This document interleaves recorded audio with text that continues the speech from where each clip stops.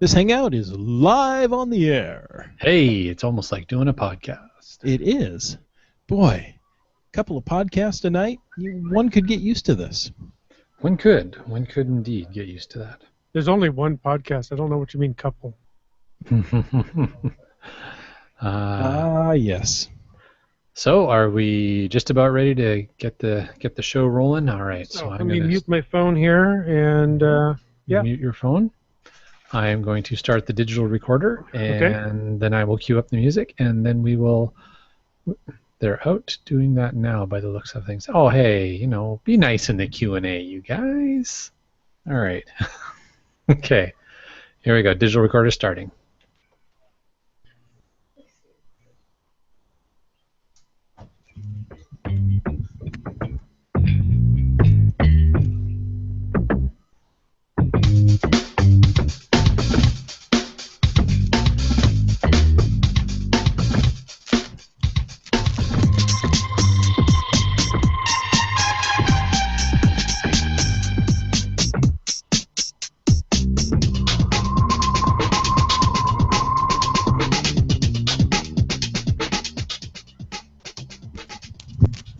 Well, here we are. You found us on a Thursday evening. Welcome to Caching in the Northwest. This is the only podcast dedicated to geocaching in the great Pacific Northwest. We're going to talk about caches and cachers unique to this little corner of the country. So grab your steampunk goggles and your mechanical vest. It's time to go caching in the Northwest. Oh, that's right. And that means it's time to bring in our cetaceous monkey. Some say a nice breeze blows in whenever the big fella cracks a grin, and others say when the time and the place is right, we sit down, sip some bouillabaisse. All we know is he's called Land Monkey. Hey, yeah, that's right. That's me. But hey, I've got a candle, and I can get a lot of reading done. So, thanks, and listeners, welcome to the show. Tonight we recap the fun we had at the MVG Gadget Games last weekend. Wits End was there. Rock Chalk was there. Many of our listeners to this podcast were there. Bad Cop was not there. No Bad Cop. But, there were some cops there. But there were. We'll talk about that a little bit later. Now, when we introduced Land Monkey tonight, you may have recognized the introduction. You may not have. I tried to be a little obscure tonight. We introduced our beloved Land Monkey with lyrics from an 80s song. That's right, we're going out and stretching our mathematical prowess here by playing with some numbers and saying that, well, since this year is America's 240th birthday, we're going to celebrate for 3 weeks in July and use 80s lyrics. And, of course, 3 times 80 is that 240. We're really stretching that, aren't we? But if you recognize those lyrics, or if you don't, whether you do or not, email us your best guess of what 80s song we used this week to introduce Land Monkey, and in the prior weeks as well. Send that to feedback@cachingnw.com, and you might be entered in a contest. You might win something cool. You might not. We might just be blowing smoke, but do it anyway. I like contests. Contests are fun. Can I enter? You can enter, sure. I won't exclude you just because you're a Canadian or just because you're a host of the show. So I mean, Canadians disqualify can't you from winning. But both of those combined, you don't stand a chance. That doesn't stop you from entering. So anybody who listens to our podcast from anywhere can enter the contest. Absolutely. Even if they're not in the Northwest. That's right. We don't limit contests just to the United States or Canada. Just saying. That's right. Nice. That's classy. That's very classy. Yeah. So we're about to get going on another wonderful podcast of Caching in the Northwest. But, of course, before we get going, why, we need to start glowing. We do, and as always, we are calling this segment our Glow, or our geocaching log of the week. And whether it's yours or not, we want to hear about it. So send an email to feedback@cachingnw.com. Ironically, the same email that you can send your answer to the contest to. Call into 253-693-TFTC, or use the voicemail tool on the website and show us how you glow. Oh, we love hearing how you glow. And this week, the geocaching log of the week is from friend of the podcast and loyal listener, Limax. And it's another entry about the machine. This one's the machine Journey to Nowhere. I think I've been there. His log reads, "Rather than waiting for the machine to interrupt my sleep again, I decided to go out and seek it this time.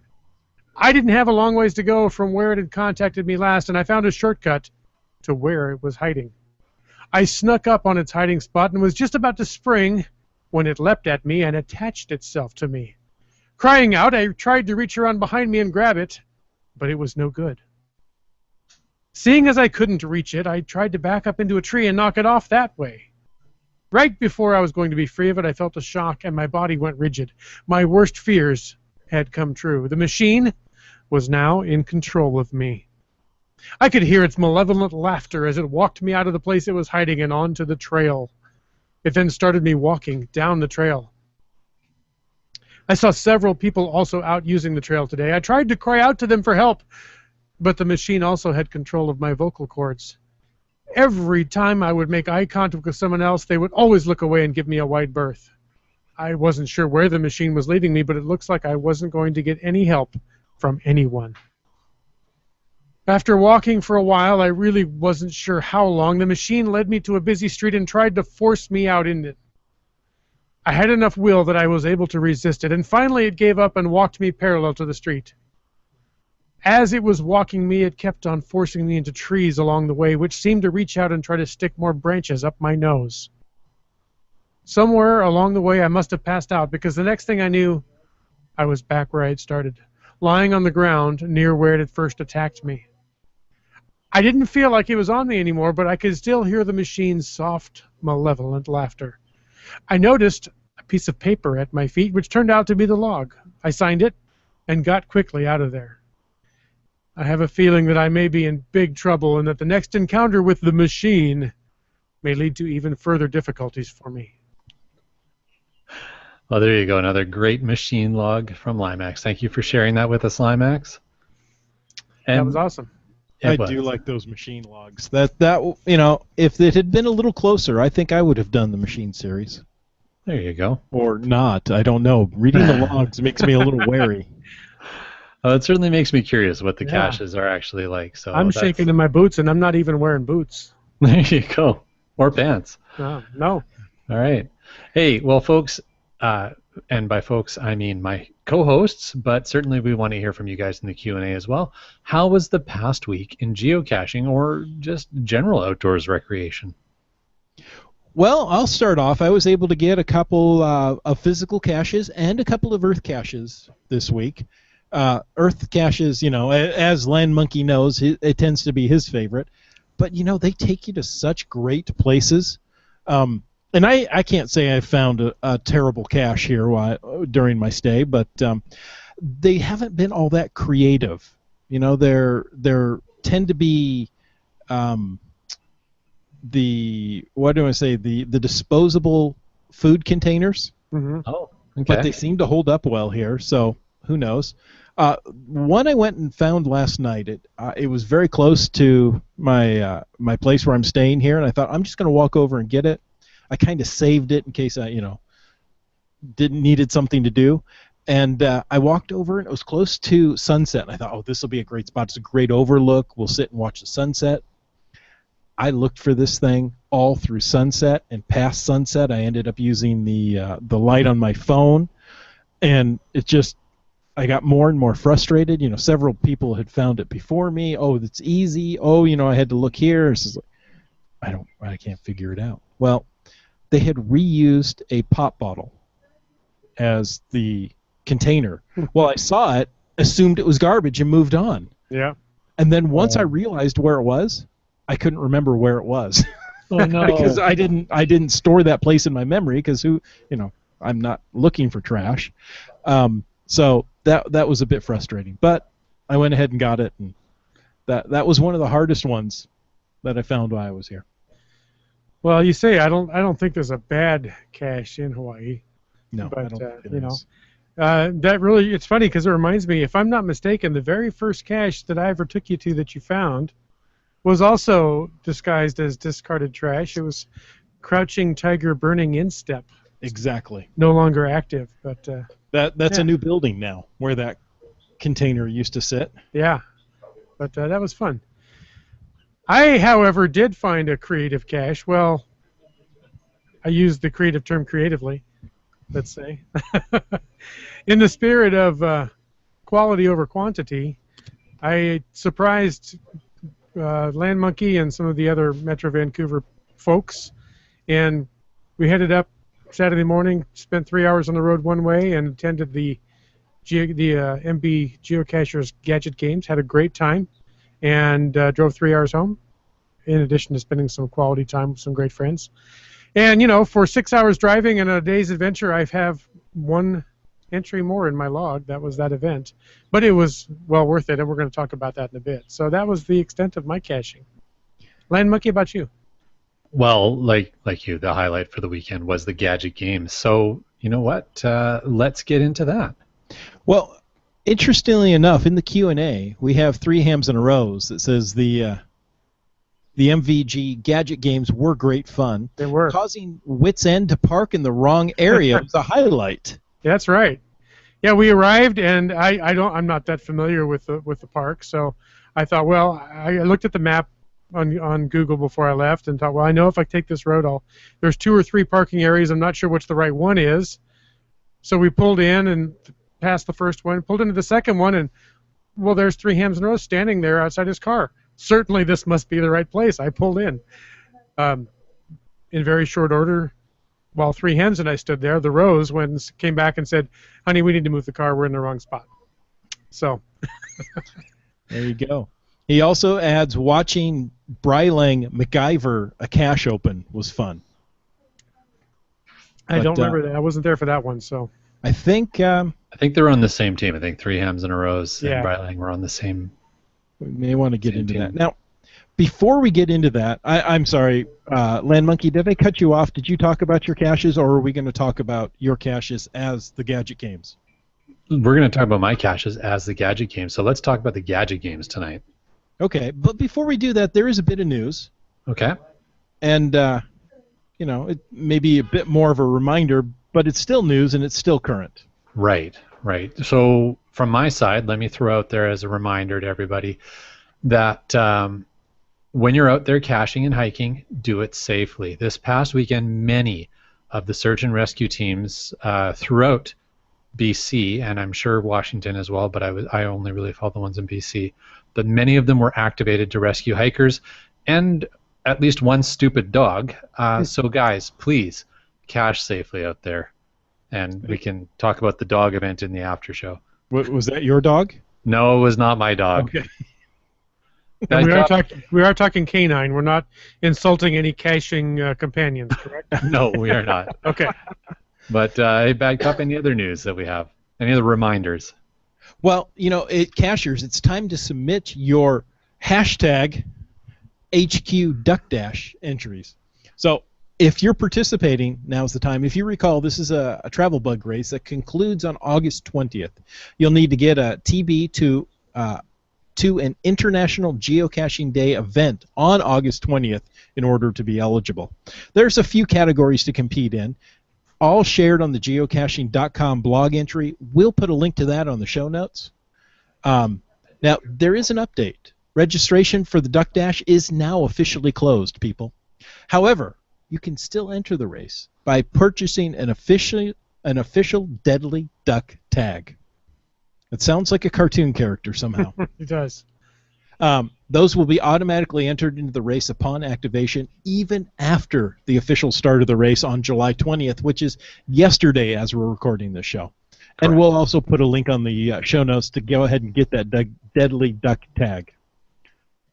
So if you've joined it, you've got a brand new unactivated trackable. You enter your duck-themed trackable into the tips. There's a pro tip.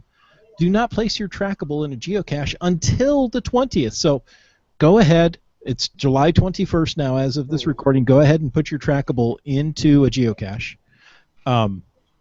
Make sure it's activated and set your trackable's mission. So you'll want to put in there that your trackable wants to get to an International Geocaching Day event on August 20th. Those are really that's the goal. That's what your duck needs to get to. Now, how are you going to win? Well, first off, everyone's a winner. All participating trackable owners will receive a Duck Dash badge to add to their profile. And like I say, you have to be in there. Now, some of the categories you can win is the best trackable photo, the most story-worthy moment, in other words, the best log, furthest distance traveled, most geocaches involved, most geocachers involved. Very cool. And so this runs from July 20th to August 20th. Exactly. So that 1 month period. And so we're giving some great advice here to folks who want to participate as duck owners, but I would also suggest that if you are a geocacher and you come across one of these deadly duck trackables, and they'll be very obvious what they are. They're cartoon-looking rubber duckies, each one illustrating one of the 7 deadly sins. But if you find one and it's getting really, really close to August 20th, I would almost suggest grabbing it if you are planning to go to one of the events so that it doesn't end up sitting in a cache and miss the event. Languishing in a cache. Yeah, I think that would be a good thing to do if you're planning on going to an event and you happen to come across one. It's like August 17th or something like that, right? And you're coming right up on the date, and you go, "Oh man, there's one in this cache." Or if you're planning on going caching on the morning of August 20th, take a look in your area and look at the inventory of the caches in your area and see if there's one that has a deadly duck in it.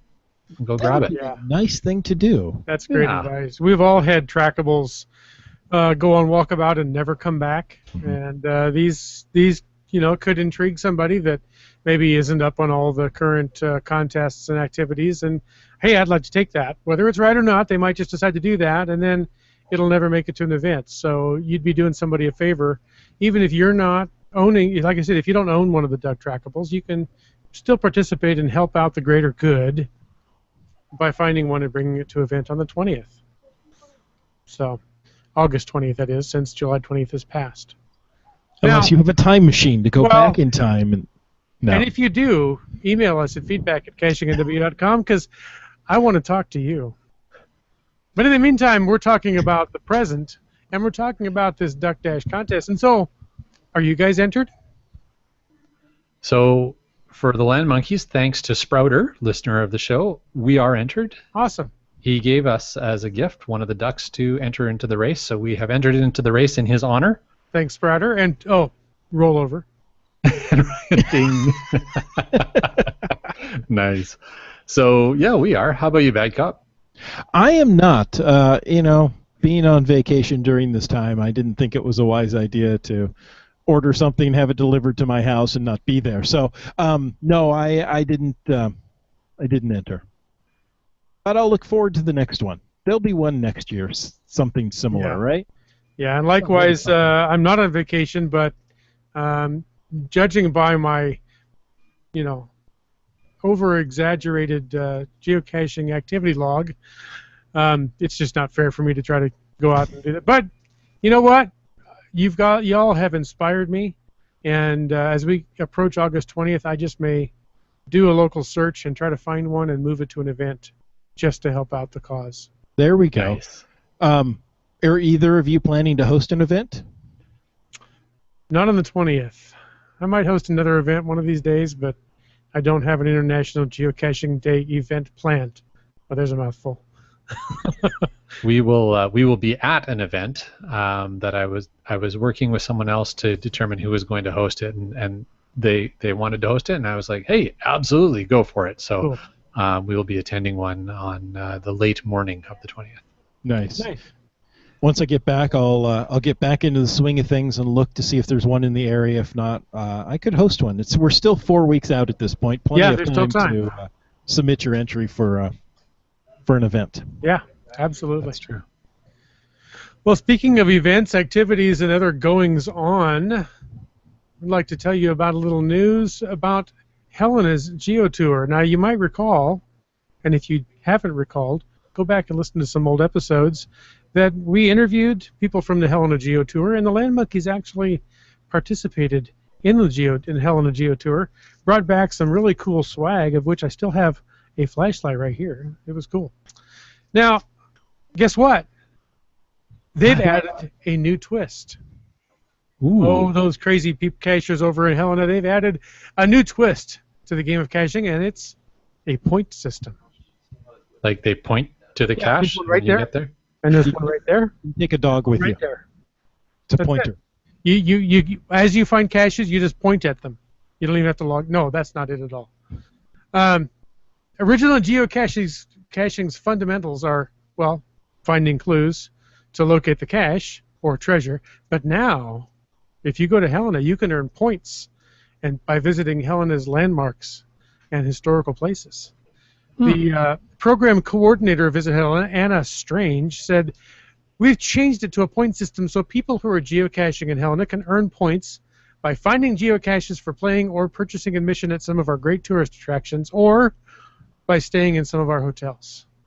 The Helena Geotour, by the way, is made possible by a partnership between the Helena Tourism Alliance and Capital City Cachers. In Helena, geocaches, and the Land Monkeys can probably tell them more about it since they've been there. Geocaches are hidden all over the valley, from the heights of the Continental Divide down in the Manlove Homestead in East Helena. Geocaches participating can win a custom replica coin. That's easier just to get than to say.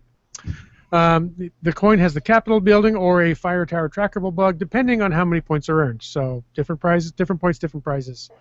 Anna says, "We see individuals coming from all over the globe to come and geocache in Helena, and they enjoy our geotour. It showcases the best Helena has to offer." It really does. That was just such a great geotour. We really, really enjoyed our time there, and would gladly go back for another visit. I would even do the geotour over again to a degree. I mean, obviously, you want to get some caches you haven't found before as well, but it was just some of the places that it took you to were just amazing. Really, really well done geotour, and just a beautiful place. Nice. I might have to plan a weekend to go over there. I would recommend it. Nice.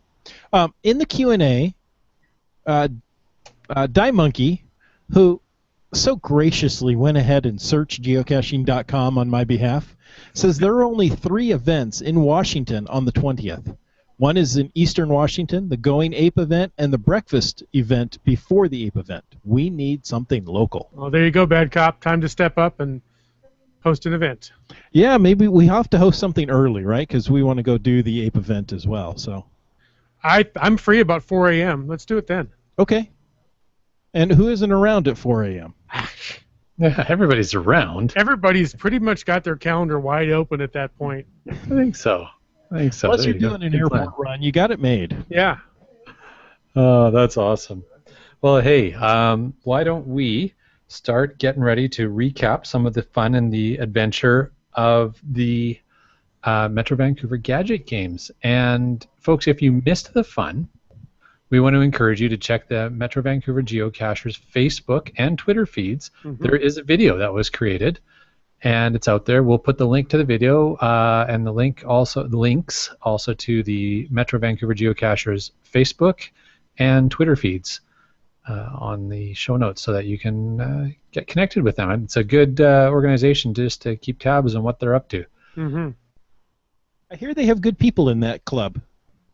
They do. Yeah. There's some really creative people for sure. All but one. They're awesome. All but one. Yeah, well. I won't be, no. No, they're all awesome. They're all awesome. And that one person, you know who you are. That's right. Because I have no clue. I know exactly who I am. Oh, it's Jay. Moving on. Do we have any audio from the event, perhaps of you two talking? We do, in fact, and I'll play some audio here. Funny you should ask. That's funny. You should I mean, it's so different than you two talking now. Yeah. It is, because this audio is recorded live at the event. It was Wits End and myself just before things commenced. So let's take a listen right now. Hey guys, it's Wits End and Land Monkey. we just thought we'd mess you up there. That's right. Yeah. Surprise! I'm at the Gadget games. We did not expect that, so very big surprise for all of us here. but particularly for Mrs. Land Monkey and I when we saw Wits End and his lovely daughter, and I can't remember her geocaching name. Dream Painter. Dream Painter. Show up here, and oh wow, that's just awesome. It was fun, yeah. And as of about 12 hours ago, we weren't even sure if we were going to make it. So I didn't post a will attend because honestly, I didn't know if I was going to. It's not exactly in our backyard like it is for the Land Monkeys and lots of these other great geocacher friends we have up here. But you know, we need to continue the U.S. invasion of Metro Vancouver geocaching. Well, you know, we'll see what we can do. I'm working on getting the bad cop. Still haven't got him up here to cache with the great people up here, but we're trying. Yeah, I think this is what, third, fourth? It's about my third trip up. This is my second Summer Games. That's right. And it was such an incredible event last year. I couldn't wait to come back this year. And so far, I mean, the day is early. Yes, we've just barely arrived and just getting started. But so far, the events and the games and the gadgets are already top notch, and I'm really impressed with what I've seen. Excited to go on and see what else is out there to do. Yeah, I think what we'll do is we'll record some video of some of the different gadgets and the fun people are having. We'll make that a patron that's a great content. Idea. And as I understand, yes, Dormore and Nkikuro have challenged the Land Monkeys to a race after lunch, so I may just have to borrow your video camera and document that for you. Absolutely. In fact, what I want to do is actually periscope that. I think that's perfect. That'll be great. Yes. All right. So yes, we definitely are doing that, and otherwise, we're just going to have some fun. The other thing I was going to mention is that we did actually get some lackeys, or a lackey up here. We did. Rock Chalk and his wife are here, which is super exciting as well. Yeah, he lit the cauldron. The games are officially open. That's right. And yeah, so I'm going to let you go because Wits End is part of a team here that are kind of waiting on him to go back there and join him for more adventures. So we'll pick up some more audio later. Yes. In the games, and you go have fun, sir. I'll do my best. All right. Bye. Now, this is the point Wits End had to go move his car? No, I moved the car before we ever registered. And we did register this year. Last year, you may recall, if you listened, if you watched any of the footage, Land Monkey and I, well, we hung out in the International Broadcast Center of the Summer Games, and we just commented on the activities. But this year, I jumped in with both feet firmly in my mouth, and Dream Painter and I decided we wanted to participate and be competitors, participants, players of the game. So when we arrived, after we gave hugs and surprised the other friends up there, we got in line to register. And the event was organized for teams of 6. And as we stood there in line talking about registering, somebody came along and said, "Hey, I'm looking for 2. We have a group of 4. Anybody need 2?" And the people right behind us said, "Well, we're also a group of 4. We're looking for 2." And so we all chit-chatted, and we decided to join a family that was right behind us. Had an awesome day. They were fairly new to geocaching in general, saw the event listed, because they had an account. They had signed up and got the weekly emails that listed local events. It was a young couple and their 2 kids, and so with Dream Painter and myself, we made a team of 6 and had an awesome, awesome time. It was really fun. They, I think, are even more interested in geocaching than they were when we started, which is awesome. And we had really fun. The kids enjoyed some of the games, so it was a win all the way around. Wits End, you're an amazing ambassador for geocaching. Well, Metro Vancouver geocachers are the ambassadors. I was just a participant. There you go. Well, it was a lot of fun. So Mrs. Land Monkey and I didn't participate fully in the event. I was running around doing a bunch of different things, catching some audio for this podcast. In addition, I was just doing some chit-chat with a few different people, including Rock Chalk, and getting caught up on a few things with our good lackey friend Rock Chalk. I also was helping with Lazy Bones, who did the filming for the official filming for the official in air quotes filming for the event, and he put together a great video, which is just fantastic, and it highlights so much of the fun that we had. I think one of the best parts of that video, and certainly one of my biggest laughs of the day, was remember this was called the Gadget games, and Inspector Gadget himself showed up. Yes. For the games. Doot, Inspector Gadget. Oh yeah, That's go the Gadget one. arms. That's the one.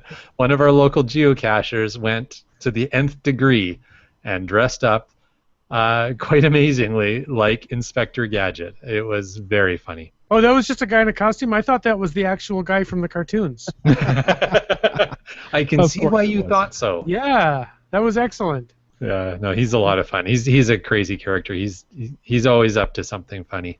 Nice. Hey, we've got some action in the Q&A Yes, we do. that's very appropriate. All right. Dora Moore says, we had several people for whom it was the first event. I hope they don't have the same expectations Dream Painter had last year. That's And that's right. what I wanted to ask as well. And she goes on to say, had you posted a will attend for this event, you would have seen the announcement telling people where to park, exactly to park. Yes, So, yes, I would have indeed. But I was trying to surprise the land monkeys, and so I intentionally did not post a will attend. I did, like I said, I did look at the event listing online, and I did look up the coordinates, and I was on my way to that parking area. But when I saw, 3, 4, 5 cars with travel bug stickers, and 3 hams standing there next to his car, well, it overruled my logic and decided that this must be the place. So I have learned not to trust 3 hams in a rows. that's probably a good thing. After all, this is somebody I know that wields a machete Yeah. and eats craft dinner. So, At the same time. yeah, those are not necessarily bad things, but it does lead me to not trust him as much as maybe some other people. Oh, that's funny. Well, hey, there was definitely some amazing gadgets, and I think that Dora Moore had a comment as well in the Q&A. I don't see it in here anymore. Oh, yes, there it is. And she said, we tapped into some great talent this year, and I just want to echo that comment. So, we certainly give full kudos to the organizing team for this event of putting on just, again, another amazing event. I believe it was over 100 people in attendance, which was great, and I think Brylang is encouraging us to go for mega next year. But Dora Moore is also pointing out that what she did, her and the organizing team did, is reach out to a lot of the local geocachers in the Metro Van area who've put out some amazing gadget caches, and either had them bring their caches to the event and incorporate them into games at the event, or create gadgets for the event. So, there was a number of Arduino-based gadget caches that were part of the event. One was a reverse geocache, where you picked up the geocache at an event table and you had to let it navigate you to where you could open it. That was really cool. And that one is a real geocache that's normally out elsewhere in the Metro Van area. Yeah, they actually deactivated it for the duration of the games, right? Brought it there, Correct. and then they redeployed it later. Wow. That's correct. Yeah, That's commitment. That was really cool. I really going above and beyond there. Absolutely. And there was another one that was it's a RFI Arduino cache is what it's called. It's a combination of an RFID reader and an Arduino box, where you go to a set of coordinates with a little Arduino-based device that reads an RFID chip hanging in a tree and then gives you final coordinates. Yeah. Or in this case, gives you the clue that you need for that stage of the Gadget games. And that's Team Kiwi that put a lot of those together. We did a podcast with them. I'd have to look through what episode, but look back in our history, and you'll find an episode with Team Kiwi. They did a great job discussing some of their gadget caches. Yep, and I think the RFI Arduino actually is from Kev MacD, who's the other of the two geek boys with Team Kiwi. But definitely just some really innovative geocaches that were brought in as part of the games. And the other piece of the activity that was going on were gadgets that were created just for the games, like the now infamous Cachapult. Yes. Yes. Do you want to talk about the Cachapult, Wits End? That was really incredible, and as I recall, Dora Moore said she contacted the local cacher there and said, "Could you maybe build a Cachapult? I need a catapult. Could you build a catapult?" And I don't know how long it took, but not too long before they came back and they said, "How many would you like?" And that's really the answer you want when you're hosting an event, whether geocaching or not. That's the right answer. That's the right Bonus answer points. anytime you ask somebody to build you siege Absolutely. weaponry. It's actually also an answer anytime somebody offers you donuts. How many would you like? But yeah, it Mostly was at Starbucks as well. Starbucks, pizza, fried chicken, just about anything really. I'm not too picky. Brand new cars. Yeah, brand new cars will be fine. Trips to Australia.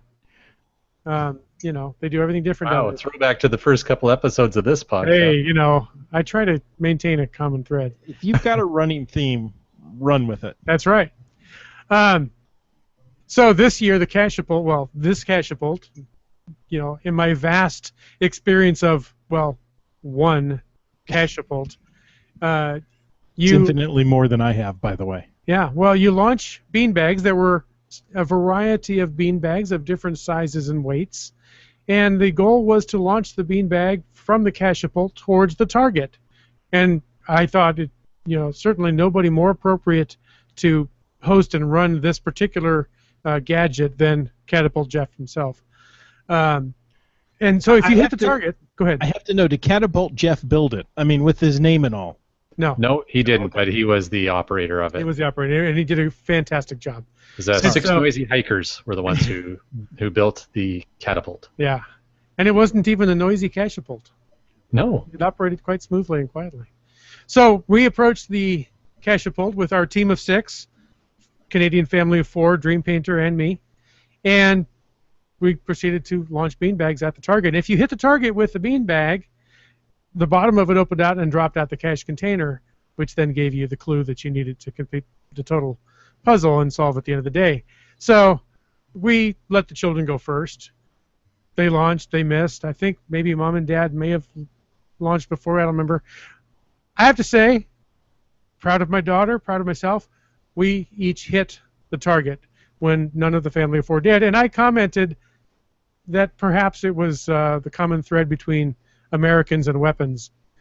And the mom of the Canadian family said, no comment. Oh, it went there.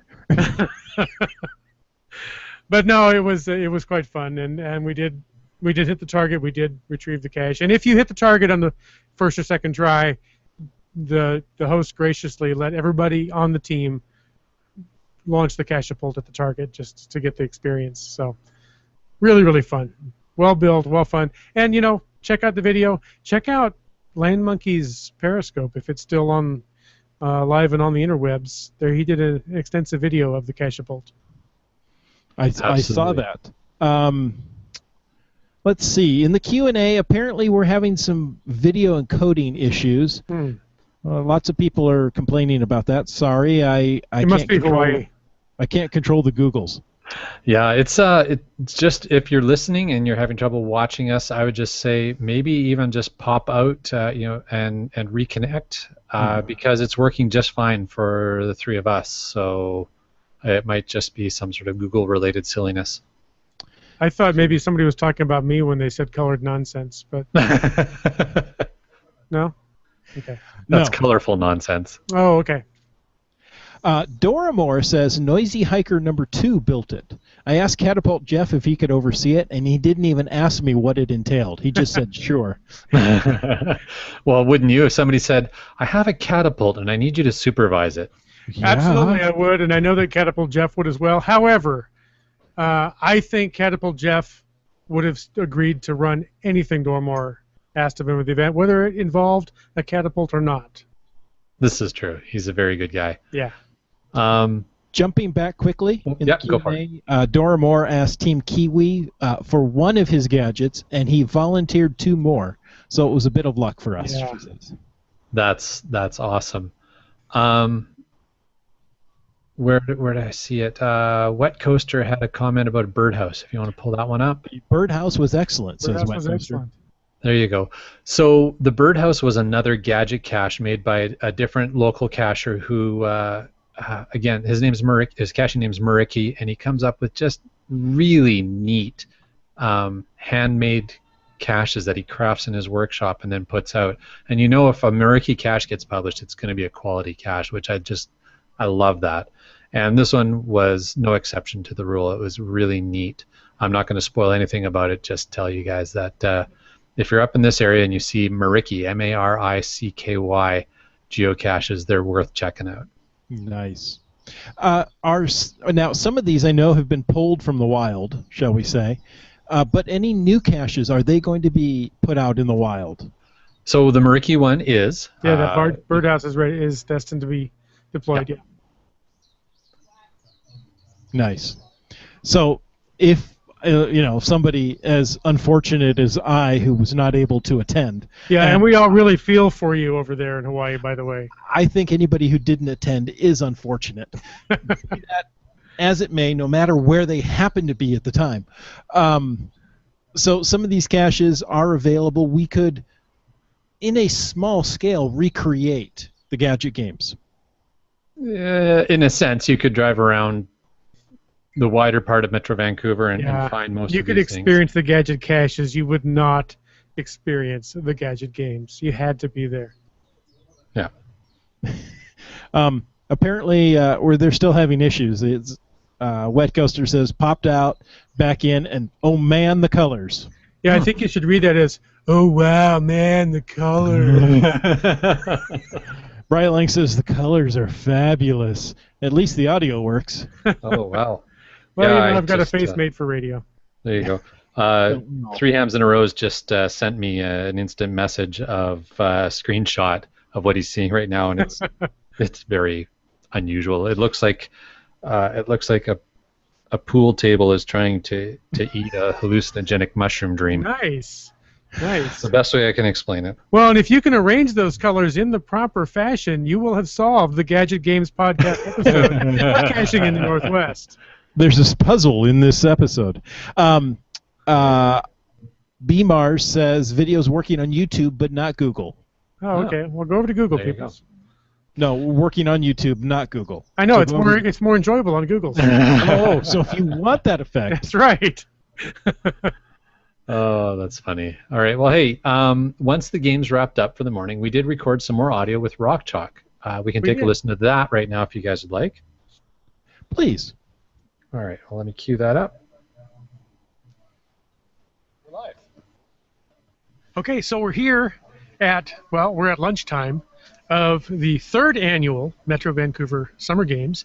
It's been a fantastic morning of all kinds of different activities, hungry cachers and cache-a-pults and magnet caches and birdhouse caches and trick caches and this cache and that cache and the other cache because they're a set.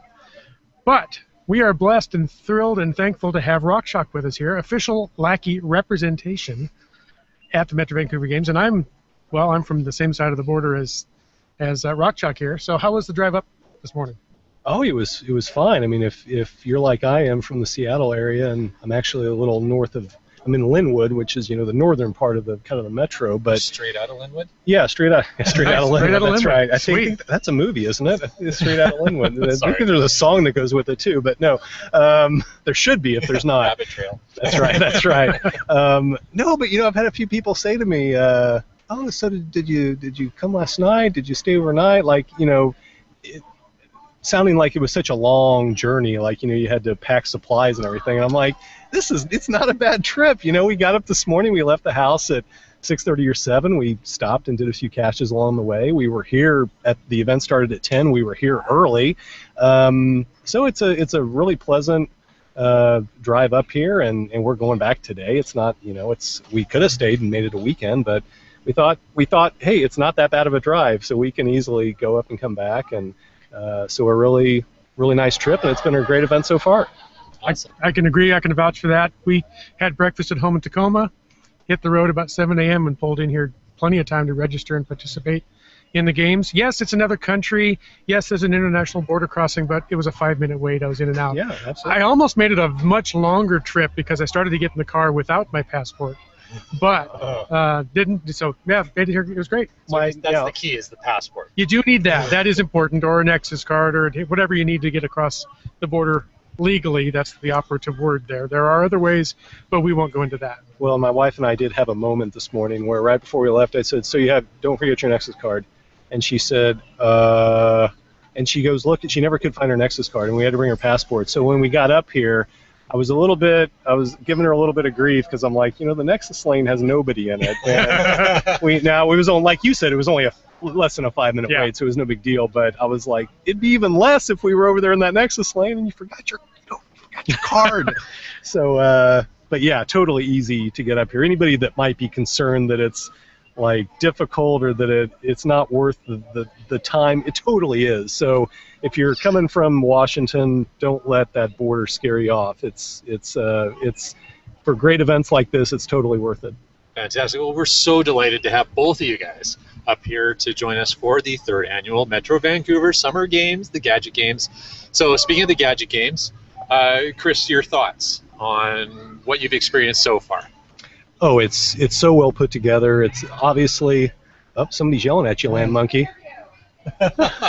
It's so well put together. There's obviously so much thought and creativity that's gone into creating all of these various kind of game stations that we go through to get the clue or to get the information to kind of solve the big grand prize at the end. And it's certainly above and beyond what you're probably used to with most geocaching events. So if when there's a 4th annual, I would encourage everybody to. Is there a winter? There's a winter version too, right? Well, maybe not the same kind of a thing as summer, but what we actually did is there was, after the 1st annual, there was a lot of demand for winter games. So what we did is, instead of trying to, because it's a lot trickier to try and do with snow-based events. Totally. So what we actually ended up doing is we themed the 2nd annual as the winter games, and they were all winter-oriented events. Oh, and okay. that was the first one that Wits End was here for.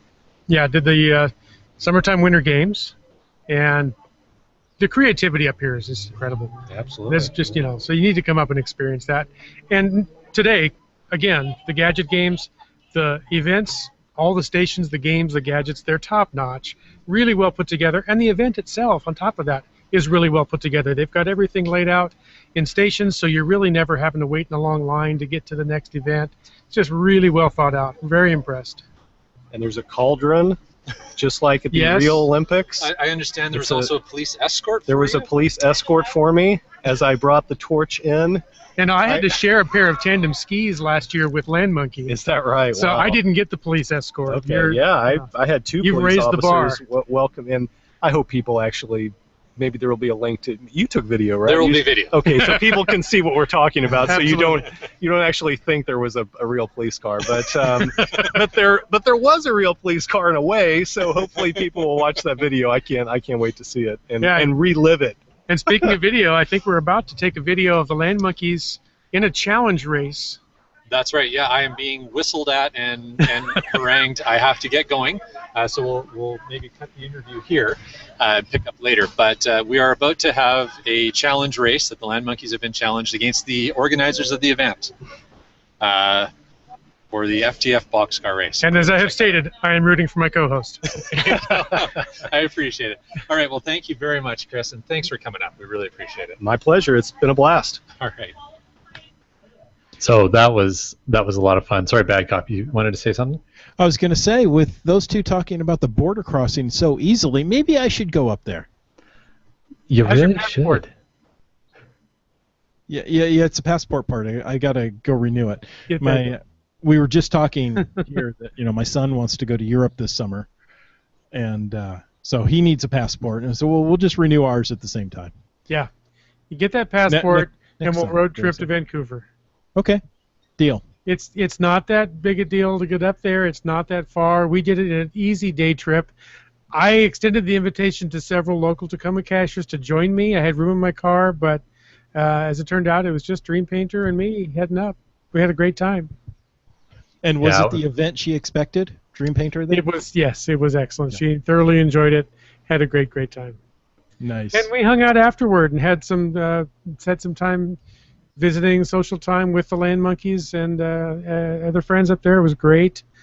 We ordered pizza, and I have to say, we thought of you because when the discussion turned around what kind of pizza and somebody said Hawaiian, Land Monkey said emphatically, no. We are boycotting all things Hawaiian because the bad cop's in Hawaii. Okay, we're done with this episode. Drops the mic, walks out. Oh no, that was a lot of fun. It was a great evening afterwards, a great event. Rock Chalk alluded to something with Sen, and I was wondering if you could maybe talk about that if you don't mind. And it was sort of the apex of the event for everybody, beyond the amazing gadget caches, the cache-a-pult, the fun games, the Hungry Cacher, and the boxcar races and all this. There was yet something else that sort of, once you had done all these things, you could actually claim for yourself one of these, and I'm holding mine up on the, there you go, and Wits End has his. Bad Cop, I don't think you have, you're just going to not be in the cool kids club here, because you're not going to have one of these very cool Gadget Games medals, laser cut medals that say Gadget Games 2016. Very cool. So in order to get that, though, there was something you had to do. Wits End, do you want to talk about that? Well, you had to do all the other events, because I don't remember exactly how many events there were, or stations. The event may not be the right word, but at each game, each gadget, each event you went to station, you finished your task. You did the gadget with the RF Arduino or the the birdhouse, any of those things, and you got a clue. Sometimes it was a number. Sometimes it was telling you which place in the multi-digit number that digit carried.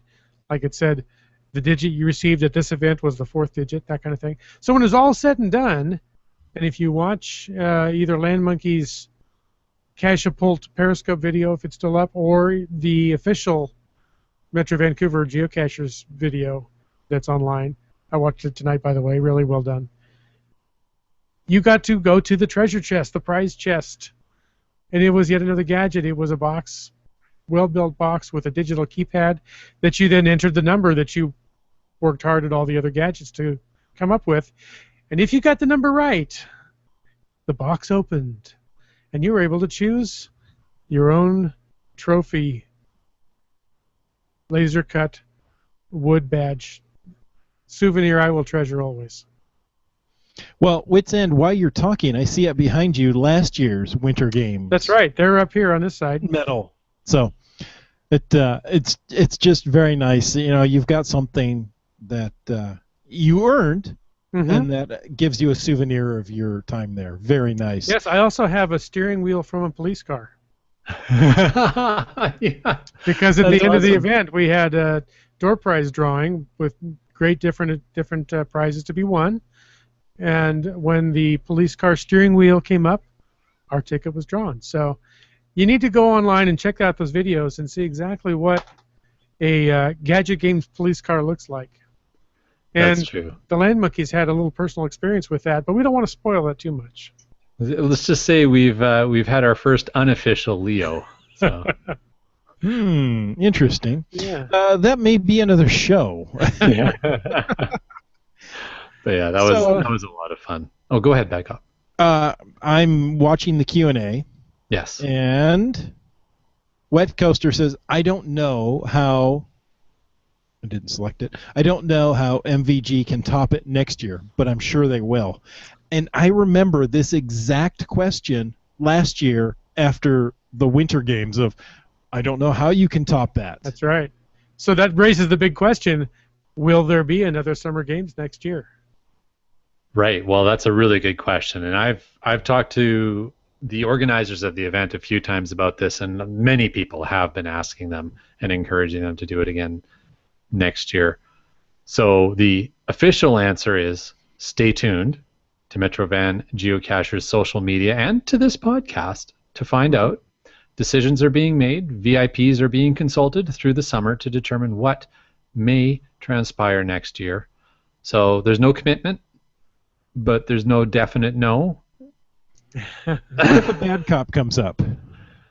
That may help weigh the decision, Yeah, but you know the bad cops threatened to come before and bailed. So empty promises, empty threats.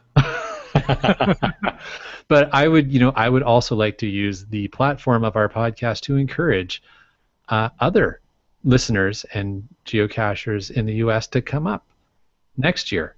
Come up, or don't even wait till the event. Just come up and come caching up in Vancouver. It's great up there. We Or, could do a convoy.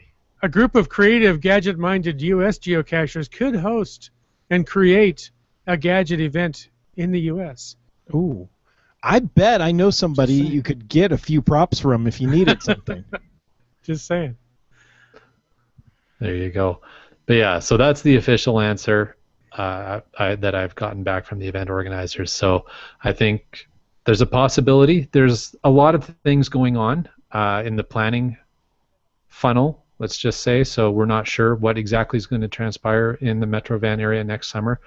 One way or another, there will more than likely be something pretty awesome. You just have to stay tuned and find out. But definitely, it's, as you've heard everybody say on this podcast already, it's really not that hard to get across the border. Don't perceive it as any kind of barrier. Come up and enjoy our geocaching, and hey, your dollar's still pretty strong, so all the more reason to come up and visit and have a great time. I mentioned in the interview with the lunchtime with Rockshock and all that, Doramore, I said that I was rooting for my co-host, and earlier in the day I made that statement to Land Monkey and Doramore said, "Do you want to put some money on that?" To which I replied, "I'm rooting for my co-host." Because, like the Land Monkey, we strongly wondered if there wasn't something else going on up there. Doramore said in the Q&A when I mentioned that Land Monkey had to run in with an LEO that he was going 140K an hour. He had it coming. And so you need to check the video out. And, of course, I have to say that with the conversion rate, 140K an hour, what's that, like 12 miles an hour? What's the big deal? Something like that. Yeah, something like that. Oh, my goodness. Yeah. It was fun. It was just plain fun. Math in the head is hard. It is. Guys, it sounded like an excellent event, and I truly am disappointed that I didn't get to go. I don't see any excuses in my future for next year, but hey, That's what you said last year. the year's still young. Well, there's that. Yeah, having a 25th wedding anniversary and a child getting married is no excuse, okay? Just I know. gonna put it out there. Okay. Yeah. Other Not than using that, those next year. yeah. No, my son's too young, Yeah. and I'm not going to do 25 years again. Well, not next year. No, Not next next year anyway. You're gonna do another 25 years. I'll But do another 25 at a drop of a hat. Yeah. Do, at a 25th with this wife. Yeah. It's easy for you. You married up. What does she think? So that's the So, show. Land Monkey, how about where can people find you if they want to find more information? Well, as always, the website's landmonkey.blogspot.ca, and I would definitely encourage people to check out our Twitter, Instagram, and Periscope feeds at LandMonkeyGC. Follow us on Facebook, Team LandMonkey, and of course on YouTube. There's always new videos coming up. Just search Land Monkey on YouTube. Wits End, how about yourself? Wits End is where you'll find me at Facebook, at Twitter, at geocaching, at LO, at all these different places. Start out at witsend.us and link to all those other spots, or there's a path, there's a URL that the Bad Cop's going to mention after his contact points. Bad Cop? You can find us on Twitter at CachingNW, Facebook.com/CachingNW, Google+, that's Google.com/+CachingNW, and I'm going to throw one in there. You should have known this. However, if you're looking for us on YouTube, go to youtube.com/CachingNW, and you'll be able to see the live episodes right there and all of our previous episodes. If you're looking for any of these links, head on over to CachingNW.com/hosts. Fantastic. All right. Well, again, as I cue things up and trip over myself, we want to thank you guys for taking the time to listen to this episode of Caching in the Northwest. And remember that you can be a part of the show by calling 253-693-TFTC. Leave us a comment, ask a question, or point us to the best gadget cache in the Northwest any time of the day or night. Of course, you can email us at feedback@cachingnw.com, and remember that your support helps to keep quality shows coming. If you liked this show, please click the Patreon link on the CachingNW.com website. This show is licensed under a Creative Commons Attribution 3.0 license, copyright 2016 by Chris Umfenauer. And folks, remember, if you're watching live or later on YouTube, stay tuned for the after show. The after show. The after show.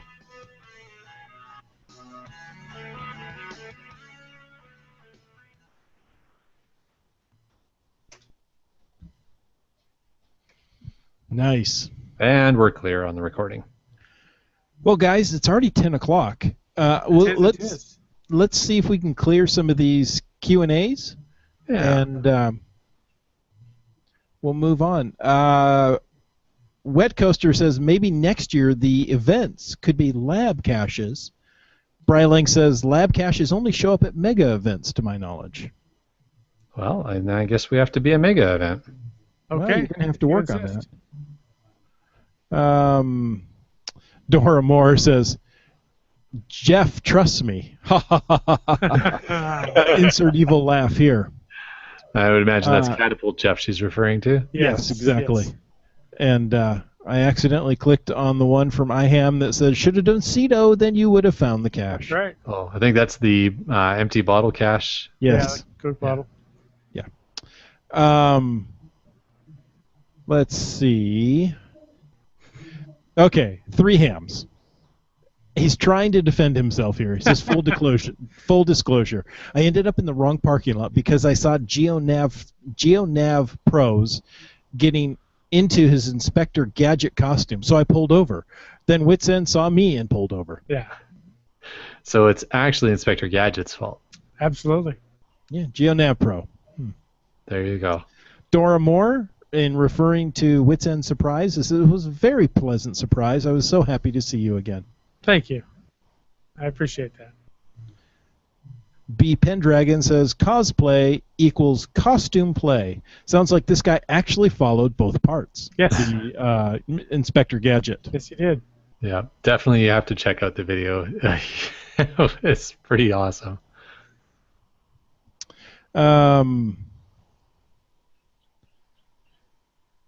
Brylang, who we may have to bar from any further geocaching event, says, I may crash the bad cop's yard before heading to the ape event.